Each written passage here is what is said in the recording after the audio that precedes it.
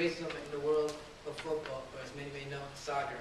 But before I get started, with a show of hands, how many here have had racial slurs or discriminations towards you?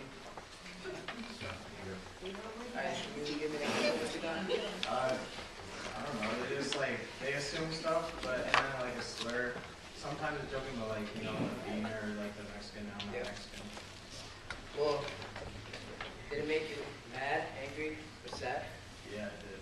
Well, now imagine being attacked by thousands of people in just one place for 90 minutes. Imagine how soccer players feel like that when they get attacked, so there's color, skin, race, or anything, their face too structured.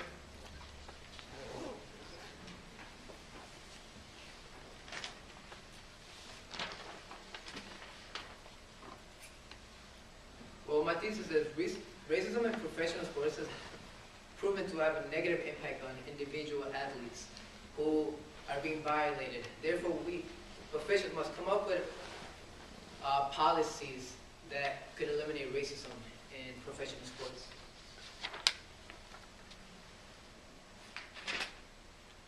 Racism and discrimination against players happen when pretty much get verbal attacks from fans. The beautiful game has turned ugly now. Players get called monkeys, get a banana thrown at them, or like one guy said, whether you're black or orange, you are garbage.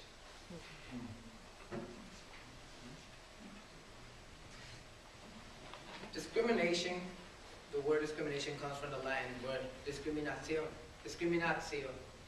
which means the unjust or prejudicial treatment of different categories of people or things, especially in the grounds of race, age, or sex.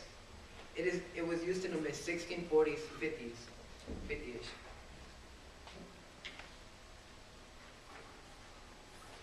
In 1936, the Summer Olympics were hosted in Berlin, right after World War I. And Adolf Hitler came into charge. And, well, backing up a little bit, nobody really referred to this as Summer Olympics. They mostly went by the Nazi Olympics, where Adolf Hitler tried to use the Aryans and non-Aryans. And by that I mean the Aryans were people with blonde hair, blue eyes, and good physical structure, He was to believe that they were the dominant race. And as the Olympics went going on, some of his race lost to African Americans that were Jewish. And after an event, he would go up to the winner and say, hey, good work, congratulations, dude. But instead of doing that to the Jewish African Americans, he would just walk away. He'd just leave and come back to the next event.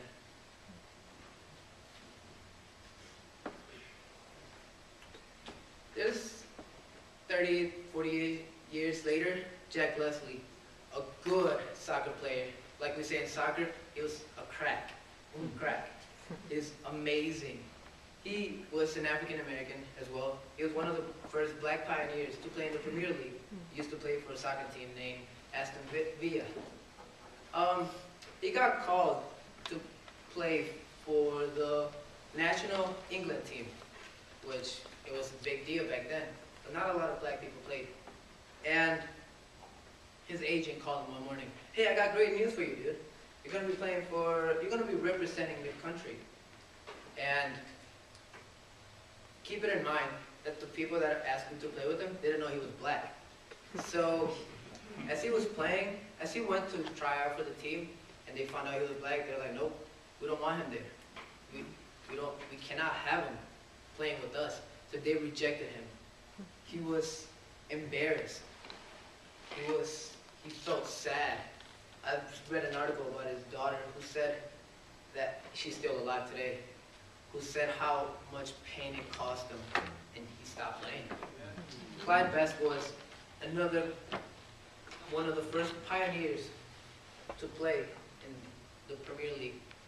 And he received a note one day saying, you better watch out, boy, because if we catch you in the tunnel, we're read what he said. He's like, I never ran as fast as I did that game. I was surprised by how far people would go with that, you know?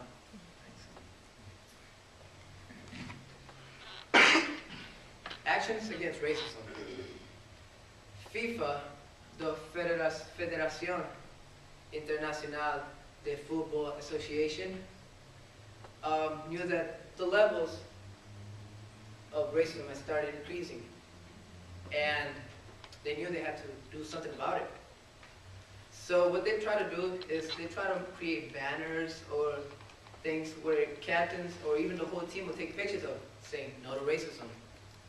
And as you see in the picture right here, there's a trend going on that I will tell you guys in a little bit. A guy threw a banana at a soccer player, calling him a monkey. So, his name was Dani Alves, a former player of Barcelona. He's from Spain, but he's Brazilian. And as the game was going on, they got a corner kick. And this is what happened.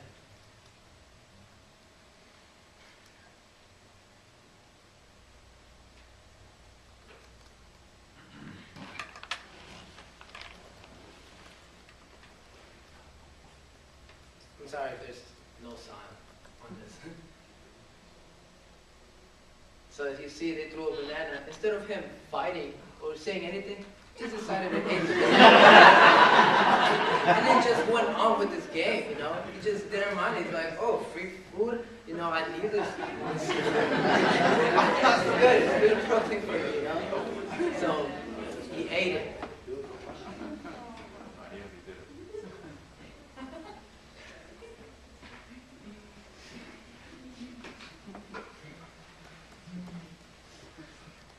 In 2012, racism started getting it started increasing. And FIFA president Sepp Blatter knew something had to be done. Chelsea, there was a match, Chelsea versus Liverpool in 2012.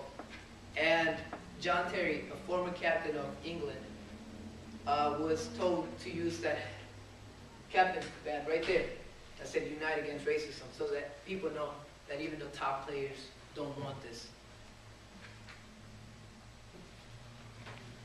People thought it was a sick joke. I'm serious. They thought it was a joke like, why would you do that? You know? Are you serious? Well, it had to be done.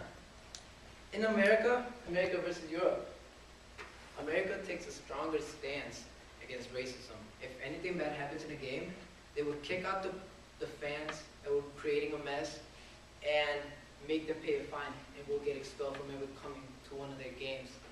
In Europe, since they're so used to racism, that they don't do anything. And if there's something like that happens to them, they're like, are you guys serious? This is too harsh for us, you know. We can't do this. Why are you guys making us do this? You know? Kevin Prince Boateng, he is a phenomenal soccer player. He is from Ghana. And in a game with AC Milan, it was a friendly game, people were in the crowds were chanting racist things, calling him a monkey. In the middle of the game, he grabbed the ball, just kicked it right at the fence, walked out the field. It was unbelievable. Later on that day, right here, there's a tweet. It says, shame that things still happen. Hashtag stop racism forever.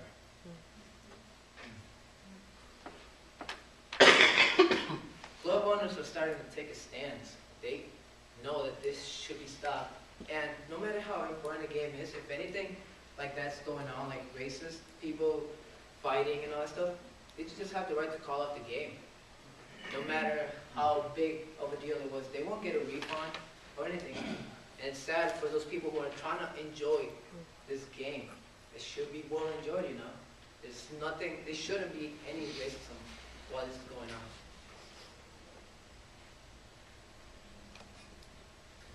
There's a Chelsea fan incident. Chelsea versus St. Paris Germain, an Italian club. So Chelsea left all the way to travel to Italy to play, but there were fans fans that are, I don't understand what's going on through their heads. But in this video, some of the worst things that you can ever think of happened. Well, not worse things like that, bad, but done. Go down. Right there. So it says right there, an unidentified Paris Metro passenger attempts to board a train shortly before the Champions League clash between Chelsea and PSG on Tuesday. And this black guy walking towards there, his name is Silla. He's an African American, and he tried to get in the thing, but they won't let him. You see, they just push him off, get in his way. See, as he's forcefully trying to get his way in, they push him out.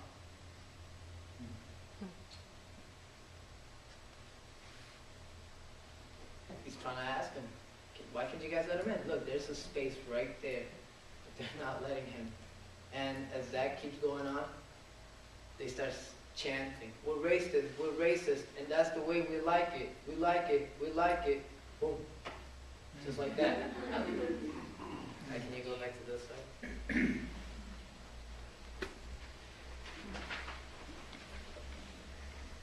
What was bad about this is that one of the 5 people that were causing that was a former cop. He was a cop. And as later on investigations kept going on, Silla, the African American, he sued Berkeley, which was the cop. And as hard to believe, they didn't do anything to him. They just let him go. And Silla was ashamed that they didn't do anything. He was embarrassed. His mom, I read an article as well, and his mom was sad that they just let him go. So, as FIFA is fighting for racism, Major League refs are trained for racial attacks. If something bad happens, they know what to do. They know how to stop it. Or at least they do their best and make an effort and do good. But as I've seen research, it shows that Little League refs are not trained good enough. Those Little League refs get attacked by trying to stop racism and even killed. As they stopped this one guy, and I think it was like a little Mexican league, he tried to stop a goalie because he was calling someone racist. He punched him right in the face. The ref died after hours later of how hard he punched him. And the goalie was only like 17, 18 years old. And there hasn't been anything put up yet, so I don't know what's going to happen to him.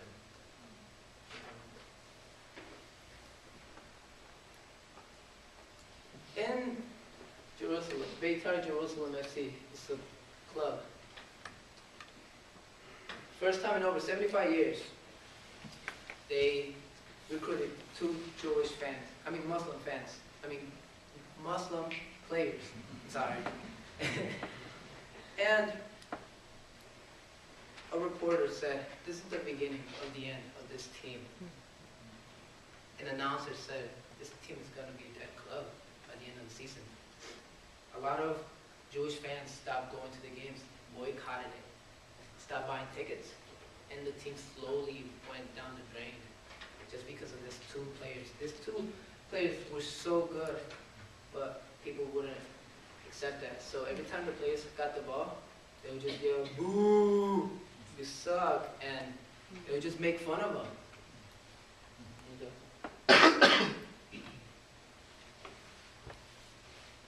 Now, moving away from fans,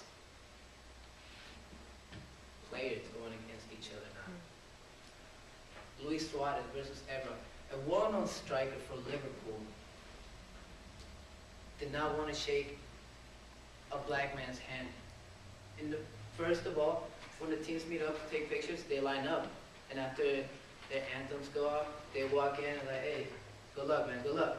This guy just skipped them and just walked away.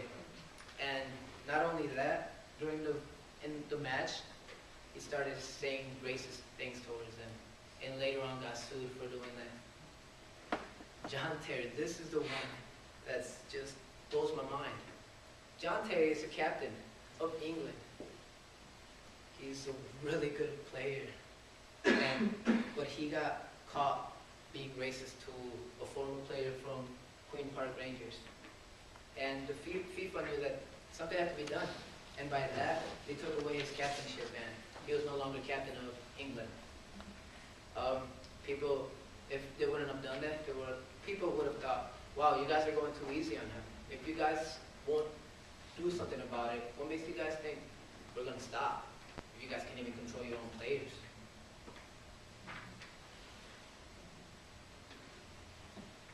Effects towards players. Like I asked Jacob, how do you feel if someone calls you, makes fun of you, of your race? This players, Thierry Henry, Samuel Eto'o, Mario Balotelli, they all walked out the field crying because of people not stopping. Mario Balotelli had a game and first of all in an interview said, when I hear people saying racist slurs or chants towards me, I just brush it off like nothing. But then as he walked out the field and he got interviewed, he's like, this time I couldn't handle it. It breaks my heart to see that this game is falling down the drain because of all these racist fans. Samuel Eto'o is a well-known player fighting for racism. He said, when I was a kid, I was taught to believe that everyone was the same. We can all just get along. But as growing up, I've learned that it's not like that. Yeah.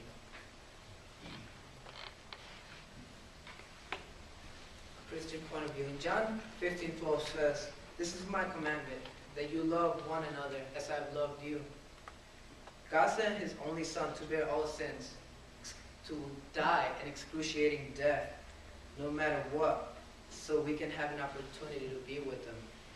God sacrificed Jesus to die for people all of different races, size, and cultures, regardless of where they're from. To love people the way God loved all humanity, with no judgment, and with all forgiveness. My conclusion, racism in professional sports has proven to have a negative impact on individuals, and therefore it has to be stopped. We must fight against it, you know. Kidding. We're all monkeys.